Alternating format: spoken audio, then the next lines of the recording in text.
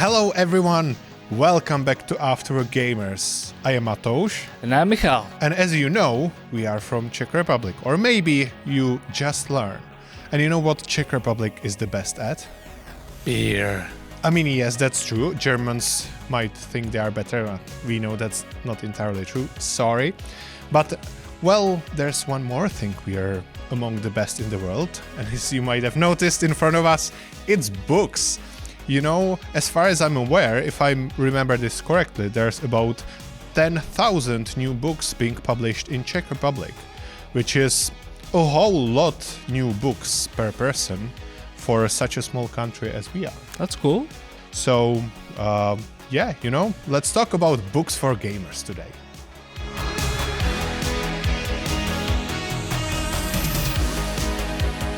All right, so we both like to game. I really like gaming. It's probably my favorite free time activity. But, you know, we do love other things, you know, music, movies, and of course, books. So guess what? We as gamers have some books that are amazing for gamers.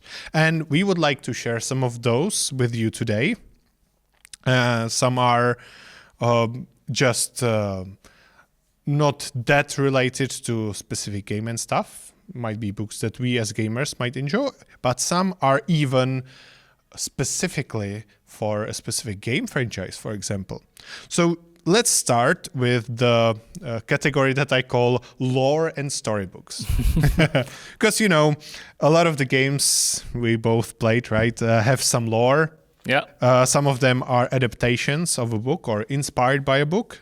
So let's mention some of those. So I will start with one of the amazing book franchises based on a game, and that's Halo. Here represented by Halo: The Fall of Reach.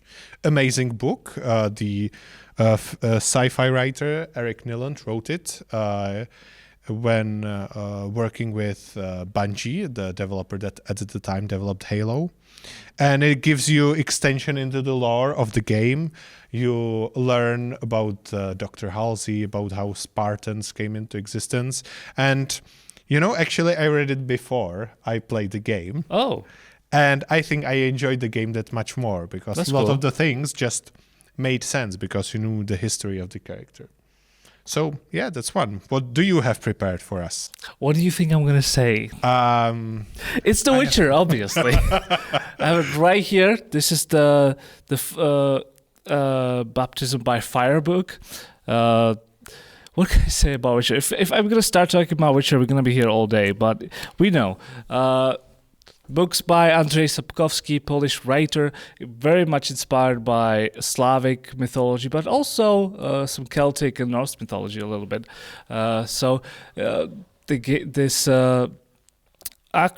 This first was adapted into a movie, Polish movie, and then TV show. On the quality, you're going to have to decide yourself if it's good or not. I personally don't think it's that good. Some people like it. Some people liked it. I didn't. Then obviously in 2007 came the first game of Witcher, and it was relative success. You need to know that they stayed. There you go. You need to know that the CD Projekt Red was not didn't know how to develop a game yet. They were learning how to develop a game. This was their first game yet, and then came the second game, and then my favorite third, The Witcher 3 Wild Hunt, and now we have also a new questionable TV show and some movies, and Well, Andrzej Sapkowski is a great writer. I did not read all of his books, all of the Witcher books, but I am familiar with some of the parts, and they are written in a really great way. So they are definitely great read. One fun fact: he actually he sold the rights to the CD Projekt Red to make video game for I think 9 million zloty, which is like for some sum of money, because he didn't. That's the fun fact. He didn't believe that the games would be successful. Yeah, he didn't trust. He gave them rights to make a trilogy. He doesn't have the best reputation. Let's say that. But he's a great writer. He is a good writer. He doesn't have the best reputation, because after the success of The Witcher 3 Wild Hunt, he came to the devs and said, "Okay, you're gonna have to pay me more." He sent them a letter through a lawyer. His lawyer sent a letter to CD Projekt Red demanding more money, which is kind of ridiculous. But now he's on better terms with them, and I heard he might be working on The Witcher 4. So we'll see. We'll see. Yeah. So just like the Halo series, Witcher series, Halo series came basically after games. Witcher series came before the games, and there are many more like that. One of that I find interesting, Orson Scott Card, a really great sci-fi writer. I think we will talk about him a little bit more later, but he wrote Empire series, the Empire Duet, I believe, 2 books, and he wrote them in collaboration with Chair Entertainment, that created the game Shadow Complex, and they directly relate to that game. I believe the game is kind of the bridge between those 2 books. I wouldn't say they are the best books he has ever written. I think he has better, but these are definitely good, and they are fun. And if you play the game, then it's definitely recommended. It's still a pretty fun read. So it's related about the possible second American Civil War. And, if you're into that, then definitely check that out. Yeah, for me, I'm going to mention a Metro series. Written by Dmitry Gluchovsky, a Russian writer. Very, very interesting psychological kind of horror. I'm not into horrors, but this was really interesting. Obviously, then games came in, and although they do not match the stories as much, you said that. I can say that there was actually some cross inspiration, because that's once again the book that came before the game, but also a book that came after game, because Metro 2035 was inspired by Metro Last Light, which was not actually based on book. It continued on the first 2033 game. And the 2035 in turn inspired Metro Exodus game. So, that's very nice to see the synergy between the game developers and the book author inspiring themselves. It's a great book if you like kind of psychological horror, psychological stuff. I would recommend this book very much. So, I read it like 5 times already. Nice. Yeah, so one that I have here, I will probably not talk about this one that much, but it's interesting. I don't know if you have ever played or heard about Alan Wake. Of course. The first game. And Alan Wake, the character, is a writer. Yeah. So it's even more interesting that there is a book called Alan Wake. It's written by Rick Burroughs. It's non-canonical. I'm not really sure 100% why. But it follows the plot of the game with some minor differences here and there. But for a fan of Alan Wake, a must. I thought it's like gonna be actually written by Alan Wake from the game. I mean, that would be dope. That would be really cool. Yeah. I don't think Alan Wake is a real person. No. But the studio could just do like, hey, let's write a book about from Alan Wake, and imagine the sales. I mean, that's like one of the things that would be awesome and we'll likely never get in the way that we would want, or we will get disappointed, are the fictional books that exist in some of the universes. Exactly like Alan Wake's books. That would be a cool read. Yeah. Some honorable mentions. Anything from Tolkien. Oh, yeah.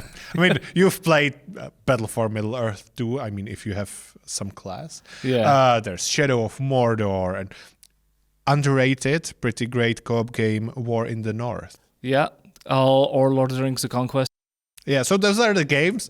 Tolkien wrote a lot of books. Yeah. Yes, we love the games, and the books are what started it all. So, start with The Hobbit, then Lord of the Rings. That's the basics that everyone must read at least once in their lifetime. Yeah, and you can I'm serious. you can skip the Rings of Power. I mean, TV show. if you like the Rings of Power TV show, then good luck finding it in the books. Yeah. And also, we don't like you.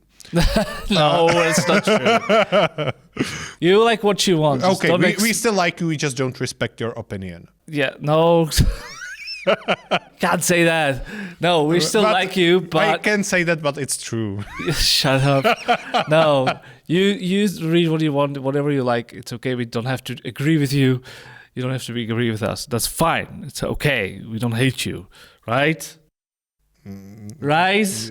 Right? Anyway, Okay. next one, Star Wars books. Yeah, that's actually started as a movie, but there are a whole lot of books, and some are even directly related to a game series, like Star Wars Republic Commando game. There are actually in the recent years some remasters. You can play it even on Switch. Cool game. And there's a Republic Commando book series by Karen Travis, also famous writer, wrote several books in the Star Wars franchise. That's cool. Check those out. Yeah. And then another one. Harry Potter. I mean, everybody knows Harry Potter. Everyone Right? knows Harry Potter. The one that started as books. Yeah, it started as books, but there's some games that followed more the movies, and then anything else, but then more than the book. Sorry, and this is the Prisoner of Azkaban, and but recent game, the Hogwarts Legacy, very big hit, really good game. Yeah, and there are some more that we probably did not really read, just know about, or are on our watch list. And there's Warcraft novels, so if you're into Warcraft or World of Warcraft, there's like 30 books. There are several Assassin's Creed novels, especially from the older era when the series was still great. I believe there are some good books there. And ones that came from the books, Tom Clancy, pretty big name for gamers, especially Ubisoft did a lot of licensed game, but not just them. Even the Microprose, I believe, did a licensed game. So Tom Clancy, a very popular writer. It's more like the spy thriller, or in that direction, mostly like the CIA and stuff like that. Yeah, He's a good writer. I would also mention book. Chronicles of Narnia. The Chronicles of Narnia. There is a game that's based on the movie, though. It's not bad if you want something to play with your kid that's not too difficult to control and it's fun. I would recommend it. It's not the best. It's a game based on movie. But the books are awesome. The books are awesome. I grew up reading them. My parents read it for me before going to sleep. So yeah, high recommendation. If you like more like the light fantasy kind of books, where it's not as many shady characters, I would definitely recommend the Chronicles of Narnia. Yeah, and Chronicles of Narnia, kid-friendly. So yeah, if it's you have a kid-friendly. cat, you can read it to them. great. As Mikhail mentioned, we loved it as kids. So, Yeah, so books, amazing. Movies, not that much. Games, okay, I guess. I think there are more of them. But yeah, and there's, of course, a lot of comic books, some even directly related, like there was the Cyberpunk comic books or Overwatch and Witcher, Ronin. more. So many of them. Just go check them out. Yeah. I am kind of sure you can find something you would like. On that note, let's move to gaming-related storybooks. So these are still storybooks or still stories, still a fun read. But unlike regular books or stories, sci-fi, fantasy, whatever, they have some game at the center, or are at least in that way interesting for gamers because they explore some concept that in some of the books may starting to get real. So the first one I have here, it's the Ready Player One. It was adapted as a movie also. I wouldn't say the movie is that great, but still fun. Yeah. Just not the most amazing adaptation, I would say. But the book, it's brilliant. It's really fun about a virtual reality game and finding Easter eggs in it to, become... Don't spoil it. Yeah. Good point. Yeah, just the base premise, basically a virtual reality game. Yeah. And in somewhat dystopian future, amazing read. There's also from the same author, the Ernest Cline. He wrote more books. I would say Ready Player One is the best of the bunch, but if you liked it, there's also continuation, Ready Player Two. You don't need to read it. The story of the Ready Player One is fine as is, but it's a fun read too. And Armada, which is not related to any of those two, but is also a story where games are at the center. It's once again not the most amazing book ever, still fun read. Can I quickly say something a little bit, maybe a little bit off topic, but still, it's about the movies that that has some kind of games or they are game related. I would like to see a movie that is not just an Easter egg hunt. Because like the Ready Player One had interesting story, was based on the games, but okay, if you're making something culturally in a gaming way, do some research. Like just because you have Trace from there was Tracer from Overwatch, yeah, that doesn't count in my opinion. Like if you're making a movie that's very pop culture, that's very like gaming related, do some research, play some games, and implement the characters. You know what I mean? Like know the stuff you're adapting. Exactly. Yeah, that's not what you can say about the authors, writers of Rings of Power. Anyway. Yeah, exactly. That's it's just like something off my chest, because like I hate when video games are just about. For example, I love the Super Mario Brothers movie. I love it, but I cannot shake off the sense of there's a lot of like just Easter eggs. And it's fine, but like, why Diddy Kong is not mentioned at all? There's like so many characters that are not mentioned or like even implemented in the story. It's just focused on a few characters. I just understand, but still, like if you making a movie about something as big as Mario, then you need to give me more than just Mario, Peach, and King Kong. Not King Kong. Donkey Kong. Donkey Kong. I mean, but they might be leaving it for a sequel. I don't know. And also, that's the thing with adaptations. As with games and books, when you're adapting, it's like translating. Some things just get lost in translation. That's fine. Some languages lose it. Sometimes That's okay. That's okay. My point is just don't put something in just for the sake of an Easter egg to make it more interesting. Rather, do not put it in than just tweet.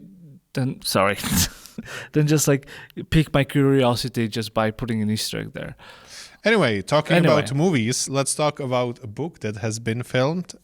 I cannot say I am the biggest fan of the movie, but still not a terrible movie, and that's Ender's Game. I have here the older Czech release. There are newer ones, especially inspired or with the cover with the movie characters or like the movie, visuals.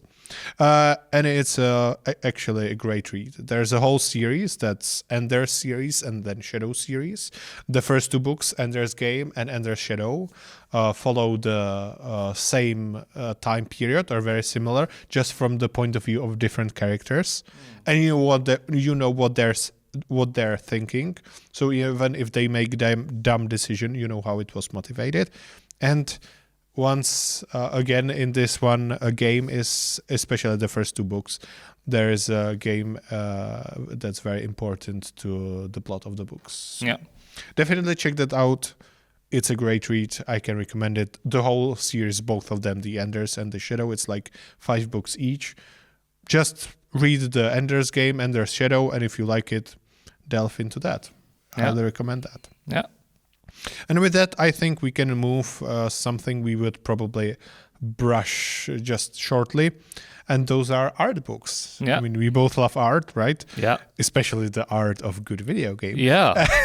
Especially those concept arts and like what the characters were supposed to look like. Yeah, art books sometimes can be as pre-order bonus, both physically and digitally.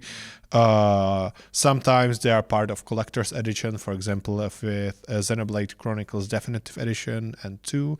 There were a huge, very nice art book.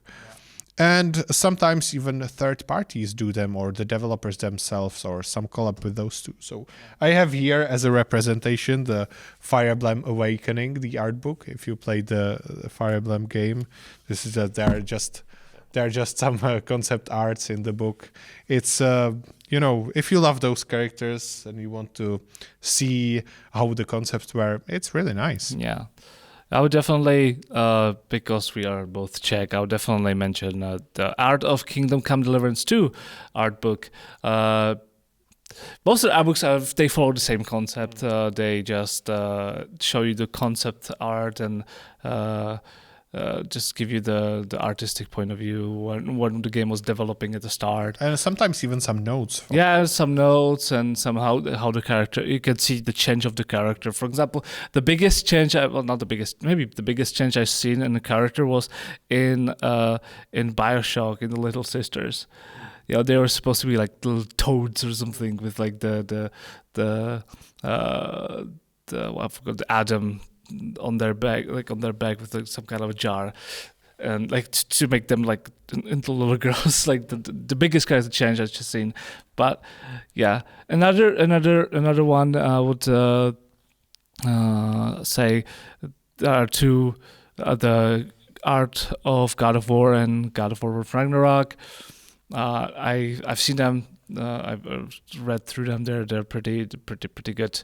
Again, like, we could mention tons and tons of art books. They're like any bigger game has art books. Yeah. So, and even some smaller when they're done by some artists that want to show them. And a lot of the times you have some concept arts, at least digitally. I would just like to mention the Legend of Zelda art and artifacts, which was done with collaboration of the third party and Nintendo. And I think the interesting is that sometimes when you have art booked for a series, you have a variety of how the series developed, which also can be interesting. That's rather than having a specific game.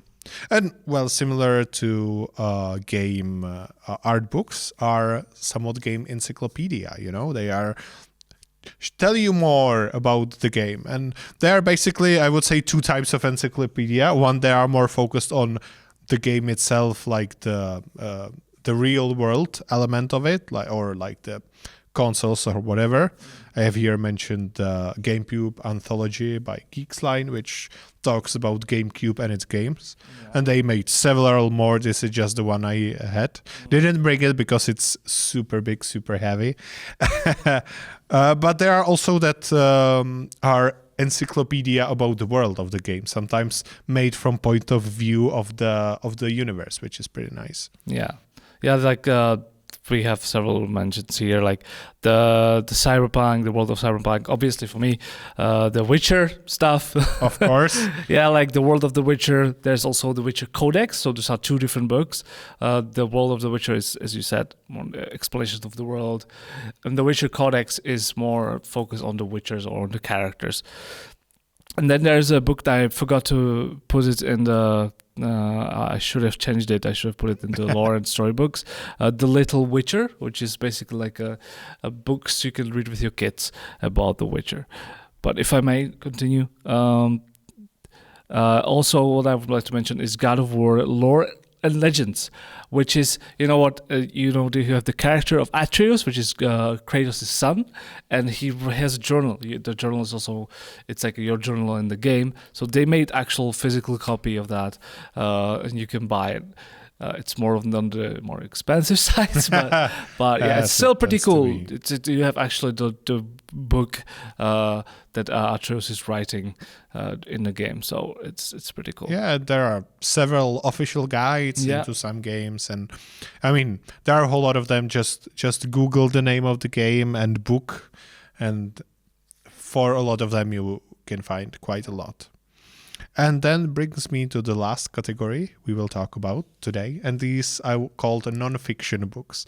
Because, these books usually often more often than the others focus on like real world facts. And they can talk about how game is developed, how they can affect us, how studio came into existence, and stuff like that. And the one I would like to start with, I bet you all would like the title, and it's by Jane McGonigal. Reality is broken, why games make us better and how they can change the world. As you can see, I still have my bookmark here. I'm still reading that one. I'm slightly after the half of the book, but it's pretty interesting because Jane McGonigal is a game designer and researcher of the positive effects of playing games. So she talks what we like about games, how games are in some or many ways better than reality, why gamers can be better at some things, how the good effect of games. I definitely recommend checking that out, and maybe if you're still a kid, you can gift it to your parents. I think she made some TED Talks. Yeah, I think it's quite possible. She's a researcher, so she knows a lot, and she explains it a lot. She has several examples. It's really good. Other one I would like to mention, Jason Schreier. I hope I pronounced it correctly. Blood, Sweat, and Pixels. Really? Amazing book about the background of development of some games. For example, Halo Wars, Stardew Valley, Michal's favorite game. Which one is it? I forgot the name. 3. No.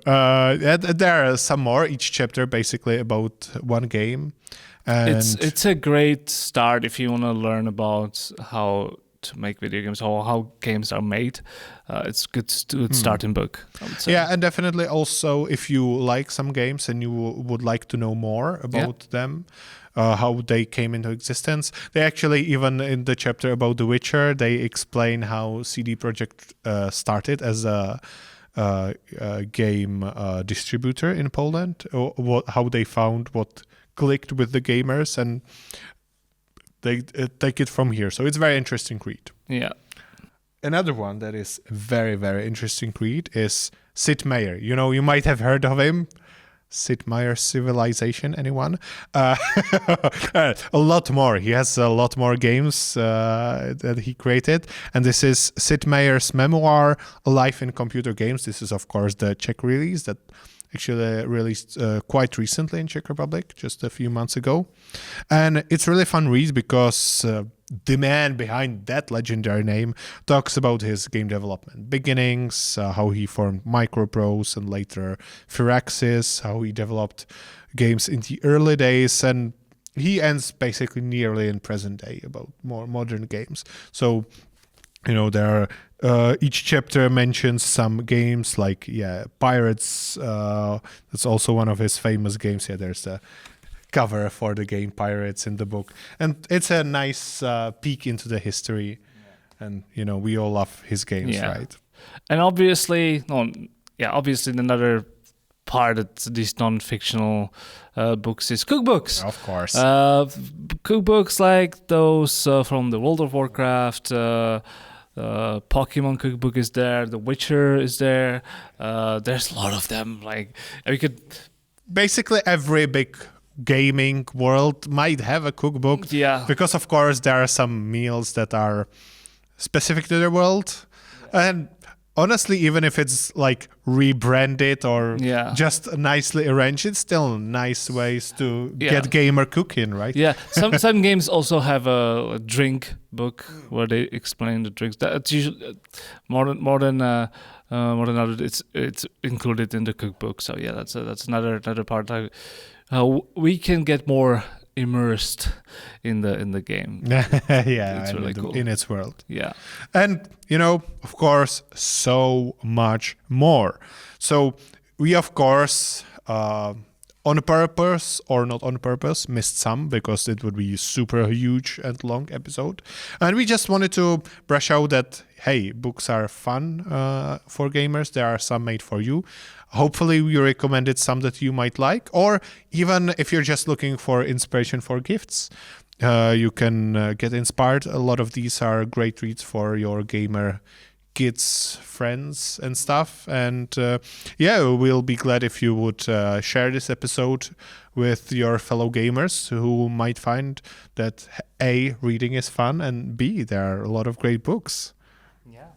So please leave a like on our social media, follow us, subscribe to our YouTube channel. And of course, leave a comment with books that we missed and that you like. Yeah, exactly. And let us know.